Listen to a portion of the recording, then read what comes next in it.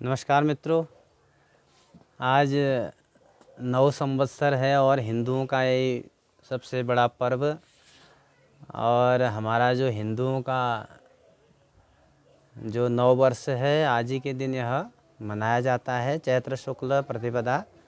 आप लोगों ने हमारा जो हिंदू संस्कृति का जो चैनल है उसको बहुत अच्छा प्यार आपने दिया है, बहुत सब्सक्राइब बढ़ रहे हैं और देख भी रहे हैं, आपका बहुत बहुत धन्यवाद। लेकिन आज एक बात ये कहने का मन हो रहा है कि हिंदुओं का जो कार्यक्रम होता है उसमें लोग जो हैं पहले तो ये कहते हैं कि ये कुछ नहीं जानता है, माना कोई पंडित ही है और कोई जानकार है या कोई फिर गणित करने वाला ज्योतिषज्ञ ही क्यों न हो, यदि आपको उसने कुछ बता दिया तो आपको लग गया तो होशियार हो गया, जानकार हो गया। यदि नहीं लगा तो वहाँ पर आप ये कह देते हैं कि नहीं नहीं वो तो कुछ नहीं जानता है।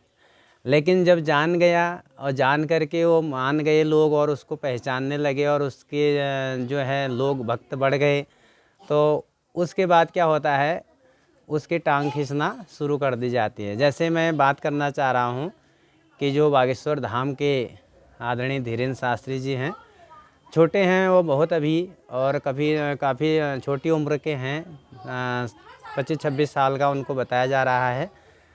लेकिन इतनी कम उम्र में उन्होंने हिंदू धर्म की जो पताका फहराई है और वह बहुत ही काबिल तारीफ़ है। लेकिन लोगों को पहले तो ये सोचा होगा कि ये हमारा भला कर देते और ये इनके पास जा कर के हमारा भला हो जाता और हमारे रोग शोक दुख दर्द जो भी हैं वो दूर हो जाते। तो वहाँ चले गए और वहाँ जा कर के और उनका भला भी होने लगा। तो अब लोगों को क्या हो गई, दिक्कत हो गई है, ईर्ष्या होने लगी है और लोग ऐसा तो उनके पीछे ऐसे पड़ गए हैं कि मानो कुछ पूछो ही मत। भगवान के मंदिर जाना छोड़ दिया है, राम राम जपना छोड़ दिया है। जितने भी चैनल देख रहे हैं आजकल, जो हम सोशल मीडिया में देखते हैं, सब वही धीरेन्द्र शास्त्री जप रहे हैं। ये तो बहुत अच्छी बात है, उनका तो बहुत अच्छा नाम हो रहा है।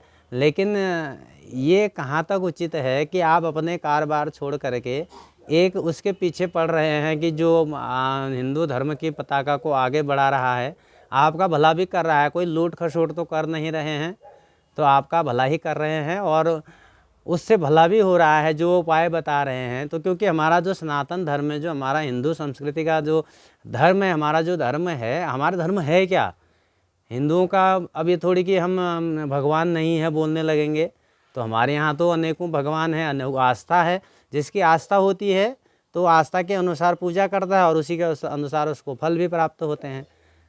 अब जैसे मैं ही हूँ, मैं काम भी करता हूँ, मैं जॉब भी करता हूँ और ये चैनल भी चला रहा हूँ और जो हमें आता है वो भी हम बता रहे हैं और हम किसी को ऐसे मंत्रों से ठीक भी कर देते हैं जिन्हें डॉक्टर ठीक नहीं कर पाए हैं। पैरालिसिस जिस प्रकार से हो जाते हैं वो घर भेज देते हैं, उनको हम ऐसे झाड़ झाड़ के ठीक कर देते हैं।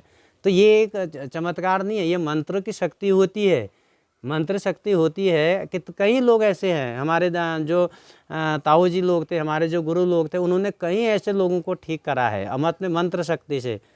तो अब विज्ञान ये कहेगा कि हम नहीं मानते हैं, तो उनके मानने से न मानने से मंत्र शक्ति कम थोड़ी हो जाती है, मंत्र शक्ति वही रहती है। और संसार में जो भी शब्द हैं वो सार्थक होते हैं। निषेध उस शब्द का होता है जो वहाँ पर पहले से विद्यमान हो। माना अभी हमने ये कान का ये हटा दिया, अब हम कहेंगे कि कान में ये माइक्रोफोन नहीं है, तो निषेध हम उसका करते हैं जो पहले से विद्यमान रहता है।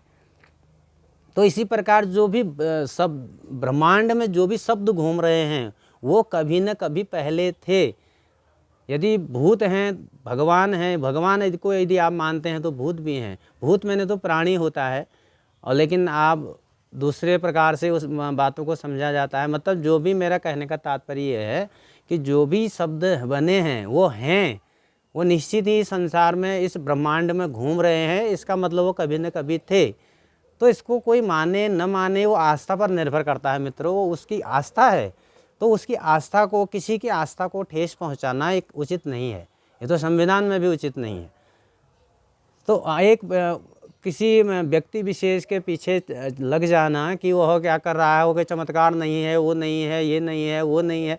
अरे भाई, जिसको लग रहा है, जिसका भला हो रहा है, उसके लिए तो चमत्कार ही है। और जिसको नहीं मानता है, जो स्वस्थ व्यक्ति जाता नहीं जी कुछ नहीं हो रहा, हमको दे दो, हमको ये कर दो, हमको ऐसा कर दो, हमको वैसा कर दो, उनके लिए कुछ नहीं है।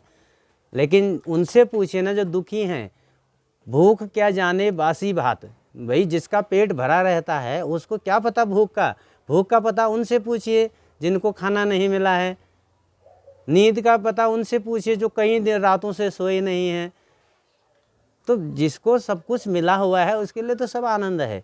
लेकिन जिसका भला हो रहा है, वो चमत्कार से यदि भला हो रहा है, यदि वो चमत्कार है, चाहे वह दवा है, चाहे वह दुआ है, तो वो ब्राह्मण के द्वारा चाहे आशीर्वाद ही क्यों ना हो, तो वह उसको दिया जा रहा है, उसका भला हो रहा है, तो उसमें आपत्ति क्या है? होने दो ना, भला ही तो हो रहा है, किसी का बुरा तो हो नहीं रहा है। तो यही मैं आज ये हमारा जो हिंदुओं का जो त्यौहार है ये संवत्सर वाला, उस के संबंध में आज मेरा कहने का मन हुआ यह। इसलिए मैं बोल रहा हूँ कि ऐसा कुछ नहीं है कि चमत्कार नहीं है या फिर है। तो मंत्र शक्ति जहाँ पर होती है वहाँ चमत्कार भी होते हैं। गणित जहाँ पर होती है, अब देखिए ज्योतिष में लोग बता देते हैं कि इसका कैसा होने वाला है भविष्य, तो जो अच्छा गणितज्ञ होगा वो बताएगा ही, वो निश्चित ही बताता है। क्योंकि गणित है ही ऐसी, गणित गलत हो ही नहीं सकती है। क्योंकि गणित के सवाल आप भी जानते हैं कि गणित का सवाल यदि सही बैठेगा तो उत्तर आना ही है उसका सही।